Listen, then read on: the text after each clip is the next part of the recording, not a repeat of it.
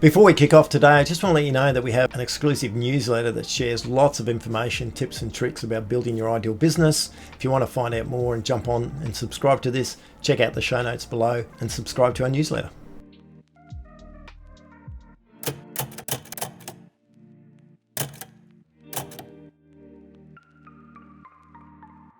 Hi, it's Paul Antonelli here. I'm currently in Brisbane, just catching up with the crew. Welcome to another episode of the Ideal Business Podcast. The last episode, which I talked about, was finding your ideal clients, building your client avatar. In this episode, which is the second part to that, I'm going to go through some more information that would be useful for you to understand or know about, so that you can sort of have a bit of a go at creating your ideal avatar, which is really important. And as I mentioned in the previous podcast, the reason you go through this process it's really about, if you think about it, being able to target effectively and like a rifle point as opposed to a shotgun, the clients that you want, your ideal clients. That's what this process is really all about. Okay, so I'm just going to go through some of the components. Now, typically when you build this out, if you build this process out properly, you end up with about somewhere between 10 to 15 pages of an avatar. So that's probably a bit of a checkpoint. If you end up doing this exercise and you've got 1 or 2 pages, it just means you haven't gone in enough detail. As you can appreciate, these things are pretty difficult to to target, and the more specific you can be, the more likely you'll be able to find these clients that will then convert and actually buy your product or service. So that's a bit of a benchmark. It is a very detailed process. It takes a bit of time. Sometimes you might start it and then go away and then come back. And as I mentioned in the previous podcast, if you've got clients that you would consider ideal, then think about collecting this data about them and using that to frame up your ideal avatar. If you haven't got clients or it's early days yet in your business, then do some market research to validate it. So what are some of the things that you want to build up in your avatar? Okay, now I talked previously about the concept of psychographics, and that's a sort of consumer behavior, how they behave, how they think, and the emotions. So that's actually an important one, and there's a lot of, these are things relating to their behavior, their emotions, how they're responding to things. And so that's the first one, and I mentioned that in the previous one. And you've got to put this sort of framing. What you're trying to do here is really get inside the head of your ideal consumer, your ideal client. Who are they? What are they thinking? What's motivating them? What drives them? What is it that would, and of course, as we know, the whole idea of any business is a product or a service which solves something, solves a problem of some sort. And so really, and it's not just stating the problem at a high level, it's really getting into the emotion and the drivers behind that and what would really motivate them to do that. The first thing to look at after you've sort of gone through the whole psychographics is to understand their current problems. So that's one of the things to consider. What are their current problems? Like real problems, so sometimes we have perceived problems of what we think is not going well for us, but you need to include the real, measurable and external problems. We sell franchises, and a really good example would be that one of the current problems that we find for people that we attract is the fact that they don't have enough time to spend time with their kids. That's a problem, so for them it's a real problem. I simply don't have enough time to spend time with their kids, and we hear that all the time from people that we engage into the business, and that's actually one of the target groups that we're interested in bringing in. So they've got a pressure on time, they're working too many hours, they're not spending enough time with their kids, potentially their partners saying, well, you need to spend more time, you need to be around. So that's one of the things that we really focus on, which is an important one. So think about what it is that's really driving, to potentially drive a potential client for you to look at your products or services. Why is that a problem? And try to describe it. So we might talk about, someone whose, current problem is that If we expand on that idea before, their current problem is that they just don't spend enough of the time with their family or their kids. They don't get to see them enough, and they can't, and they know they might have to do something different or change, but they don't actually even have time to go and look at how they can change that because they've got to earn income at the same time. So that could be a definition of the current problem. So have a real think about your clients, the clients that you've helped, clients you've done work with in the past, and what problem did you solve for them? Have a bit of a think about that. The next step is their level of awareness, and we talked about that before. Where are they on the level of awareness spectrum? Are they someone who is solution aware? They might be unaware, totally unaware, don't know they have a problem, they're not even looking for anything.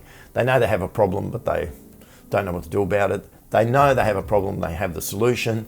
They know they have a problem, they have a solution, and they can be specific about the brand or the product that would resolve that. So what is their level of awareness? And just on that point, when you're talking about levels of awareness in relation to building out an avatar, you might actually create different avatars for different levels of awareness, because when your potential client is a lot less aware, then there needs to be a little bit more education in relation to how you communicate with them. You can't pitch or communicate a solution when someone doesn't even know they have a problem. So you just got to keep that in mind. Next thing you can sort of think about is, what are they doing? What is it that this potential client is doing? So they've got this problem, and so what behaviours are they exhibiting, and what are they actually doing because of this problem? So for an example would be, just touching base on the franchisee example, they could be, for example, getting some advice from people in relation to going into business. They might be looking around the place, might be searching up how to start a business, maybe doing a small business course. So what behaviours are they doing? What things could they be working out? They may be also working too many hours. The other flip side of it is that they're tired. They may have some health issues. They might start looking at how I improve my health, improve my sleeping, all those sorts of things. So once you sort of know the problems that they have, you can then take the next step, and so based on those problems, what is it likely that they're doing? What behaviours are they exhibiting? And that gives you a bit of an idea of where you can potentially find your clients. What other books are they reading? What articles are they interested in? So keep that in mind and think about how that could play out in relation to your ideal client, ideal avatar. The next point is, what are the causes of the problem? Yeah, and this is an important thing to be aware of. They have a problem, okay, they're doing certain things because of that problem, but what are the causes? What's actually causing the problem? And so this needs a little bit of thought, because often if you can define the cause of the problem, then you can sort of articulate and communicate to them a little bit clearly, and you can demonstrate that you really understand their key issues. And so, for example, in our example again, which I'll touch on it, fundamentally what we have found is that one of our franchisees spent time with more kids. The cause of the problem is they're simply working too many hours in their current job, in their corporate gig. And that might include travel time, after hour meetings, they're getting calls on the weekends, might be working 50, 60 hours a week. That's the cause of the problem, and that rolls out into all other areas because they don't have enough time to do some research. That even if they're thinking about a transition, they have to have time to even go through that process. So when you do that, you can identify the cause of the problem and try to articulate that as well as possible. The next sort of step is, they've got this problem. Now, if you could just come up with a solution for this problem, it's sort of like the 7-step process. So what could be the 5 or 6-step process that would totally resolve this problem for them? What would it be? What would that look like? And so it's almost like what's a pathway out for them to get this problem resolved? What would be? It's almost like the magic pill that they could take. What would it be if you can define it? So for an example, with our franchisees, it could be, step 1 could be they really want to define clearly what they want to achieve, what they're not getting in their current life work balance, and what it is they want to achieve. The next step would be that once they've determined this, they can better understand what would be their ideal business and how that business would enable and support them in what they want to achieve personally and in their private life. Then they work out, how much money they might need to invest in the business and sort of how much money they can earn, returns on that investment, the income that they can achieve. So they've sort of done a bit of an understanding of what they need financially as well. The next step is then they start going out there to evaluate different opportunities and might determine that franchising, for example, is a good fit for them. So that's the next step.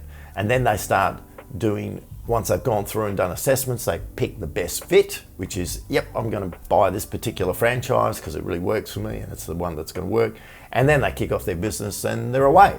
So that's an example of a 5-6 step process that if they could just go bang, bang, bang, bang, bang, they could actually move forward on this point, which is what people typically get stuck on, is how do you move forward? How do you actually take the next step? The next thing to consider would be what should they hear? What should they hear? So this is important. These are things that, and often we have, when we're dealing with clients, they're things that they want to hear and they're things that they should hear, but they don't necessarily want to hear them, if that makes sense. And so the things they should hear, for example, with our franchisee, firstly, that going into your own business requires a lot of work and there's a high risk of failure. Very few small business owners actually achieve a work-life balance. They might have more independence and control over what they're doing and who they're engaging with, but very few of them actually have a work-life balance, because that's just the truth. Income in your own business is absolutely totally dependent on you. Where you might have been in a role or a job where, for example, someone's paying you. These are things they should hear. If you're starting a business, it would normally take, from a standing start, at least a year to get to a reasonable level of income. Okay, at least a year to get to a reasonable level of income. Have you ever wanted to find out how ideal your business is? We put together a really cool tool that'll enable you to get your ideal business score. It's a fantastic tool. Check it out in the show notes and find out how ideal your business is. Back to the show. And then it also requires that when you go into your own business, you've got to change your mindset, you've got to change your thinking, you've got to remove your dependency on a regular paycheck. Yeah. So here's an example with our franchisee model, and I'm using that for this process, of the things that they should hear. Yeah. The next thing is, what do they want to hear? Okay, what do they want to hear? And so what they want to hear is it's really easy to start your own business and be your own boss and change your lifestyle. They also might want to hear that got the ability to earn 2 to 3 times what I'm currently earning while working less hours. Once I develop my own business and my own clients, then I've got independence, which means I can choose the clients that I work with and the clients I don't work with. So these are examples of the things that they want to hear, things that will attract them to take action. The next thing to consider, and this is an important point, is whenever major decisions are made, often there's a partner involved. There's a second half, there's another person involved. Now this could be a business partner, this could be a life partner, it could be their wife, could be their girlfriend, could be, but it's important to consider from your client's life, who is that other person? Is there another person? And what is important? You know that, for example, if there's a major investment required or a change of career, they're going to be discussing this with their partner. So who is this other person, and why is that perspective important to them? Because often what happens when we're going through a process of engaging with potential clients, we forget that there's other decision makers involved who aren't present in our process, and then wonder why the sale doesn't go ahead. And often it's because there's third person's discussions going on that you may not be party to, that affect the person's thinking or your potential client's thinking or the assessment, and all of a sudden they just disappear. So that's an important thing to be aware of. And when you look at that, you want to understand what are the perspectives from the other person's view in relation to this significant other person that may be involved. So for example, this could include, look, if it's my partner or my wife, could be, I don't want to look like an idiot, decide to do something, it doesn't work that well, and then I just look like an idiot, I end up with egg on my face. The other person might be sort of thinking like, we've got some money saved, You're going to invest in the business. What if it goes horribly wrong? So it's a little bit about getting into the state of mind of your potential client and this other person, if there's another person involved, what they're thinking and what would your client potentially be concerned about in relation to that, and what could happen and what might not happen. So these are things to be aware of. Another thing then is to look at, and we're moving into sort of emotional territory. What are their fears and frustrations, right? Fears and frustrations. And when you talk about fears and frustrations, typically they're not rational, they're irrational. And so these are things that might prevent them from taking action. So for example, could be they're really concerned about making the wrong decision and ending up worse off. They might say, well, I'm going to leave my job, which I've been in, and it's secure, and then I can't get another job. I don't want to make a change now because I'm too old and I might run out of time if I don't. And then there's going to be a lot of learning to do or something new, and I might not end up being able to spend any time with my kids.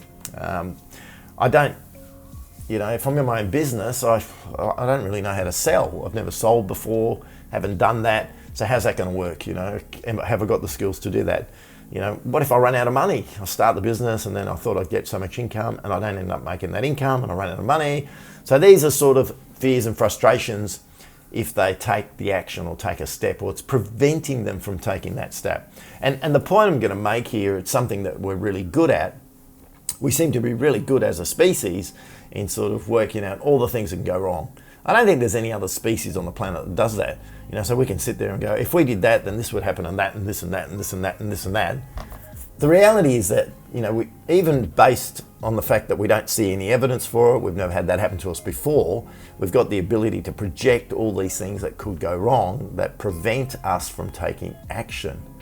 And so this is what this is sort of communicating about. And then the next step is to look at what do they want? What are they aspiring to? And once again, these are not necessarily rational, these are rational things. So this could be, I just feel really positive and emotively excited about my new career. I have flexibility, total flexibility, how I organise my time, and now I can be more emotionally present as well as physically present with my kids. I don't have to actually go to the office and come back every day, because now I'm working from home. So these are what they want to achieve and what they're aspiring towards and what would motivate them to take action. So have a bit of a think about that. And then you frame up a bit of a scene, I guess you would talk about it. And this is a two-step process. You sort of look at, and you articulate this, So you do firstly the nightmare story.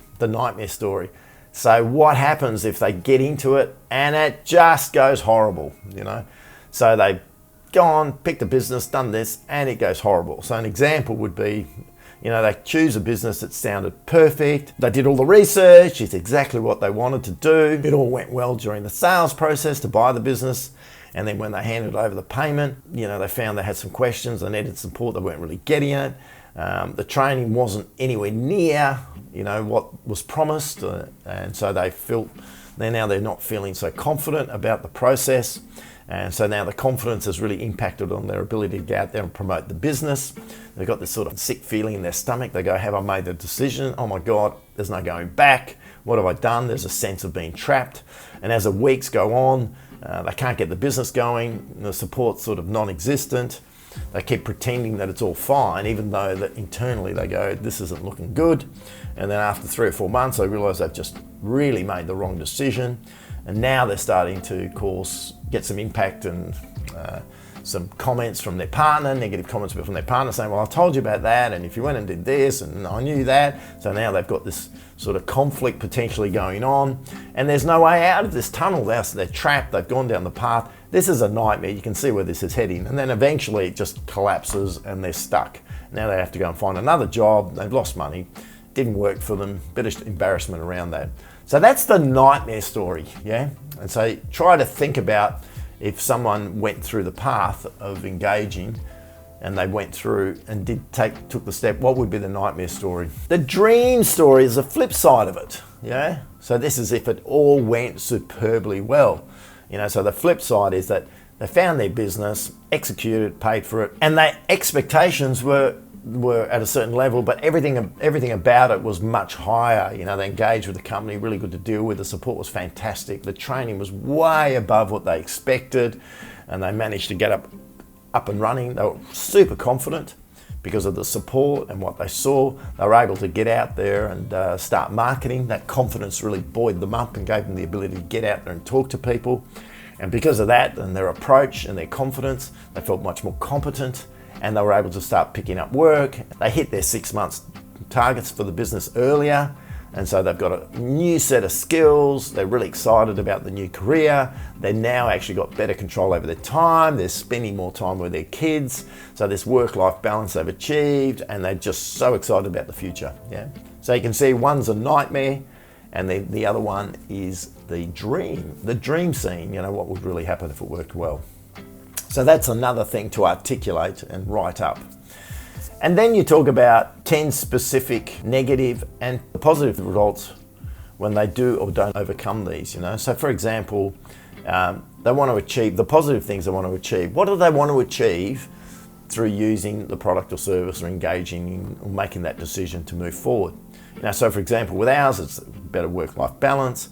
They're making a good level of income, only working 30, 40 hours a week. They've got time to things they want to do. They're fit, They don't have to wake up to an alarm clock every day. They just wake up when they wake up. What an interesting concept. They've got a much deeper relationship with their kids. And these are all positive outcomes that have come through making the decision and it working well. They're loving the work-life pleasure. If they don't take action, then what are the negative outcomes? What things don't work? So for example, they stay time poor. They're not learning anything new. They're getting a bit stale. They can't keep fit. They don't have enough time to go to the gym or do exercise. They're finding that their relationship with their partner or their wife, suffering because of this. They're having to stay in the corporate world, which they lack. They don't love. There's a lack of passion associated with it. There's a lot of changes in the industry, and they're a bit concerned about their career, all those sorts of things. So they're the sort of outcomes if we don't take action. What happens if we don't do something? And so that's sort of a bit of a wrap out. You can see it's quite a process. It's quite a detailed process, and we've got more information on how to go about this. And then the final sort of wrap out is that, what emotions do they feel when they do achieve their outcomes? So for example, they could be satisfied, excited, energized.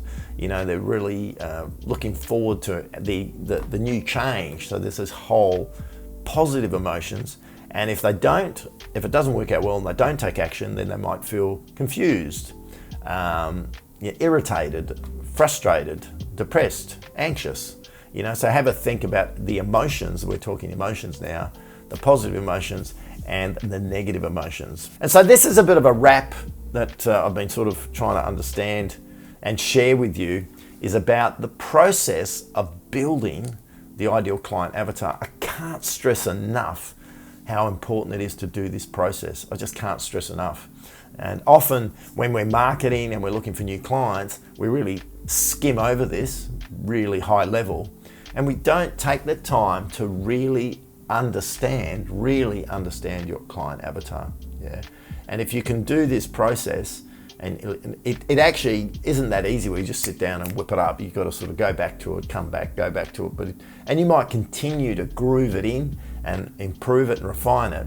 But if you can do that, you're going to end up with a super clear picture about your ideal client, everything that motivates them, what demotivates them, and how to frame up your offer and your communications so it really taps into and communicates to them and is relevant to them. And this is what it's all about. The more relevant and targeted your communications are in your marketing, the more effective you'll find your conversion rate and your sales that flow from it. That's just the way it works. And it hasn't changed. It doesn't matter what platform we use, it hasn't changed. So look, hopefully that's useful. There's a bit more information about this that we can share with you, but it's all about, taking the time. And as I said at the beginning, if you do this properly, and it depends on the product and service, but typically it's quite detailed. If it's only 1 or 2 pages, probably a bit brief. If it's a very simple product or service, not a large investment, you might find it might be 3 or 4 pages. If it's more detailed or higher investment and there's a lot more at stake, it might be 10 to 15 pages. So for example, we're selling franchises at around $80,000. And so it's very detailed, it's a major life decision, there's a big investment involved. So you would take a bit more time to to tease this out and really understand it. So hopefully that's helpful for you. I love sharing some information. You can see I really love this process. We work with clients, and it's very rare that they've actually taken the time to do this. And so when we start working with them, we say, look, this is one of the things that we want to really have you spend some time on, because typically it's not done. Thanks for joining me today. Really looking forward to catching up with you at another podcast, and I'll catch up with you then. Ciao for now. Thanks for listening. As you know, we grow organically. It's really people like yourself that enable us to get the word out. If you like what you hear, please give us a rating, leave a good comment, and share this with your friends. Thank you.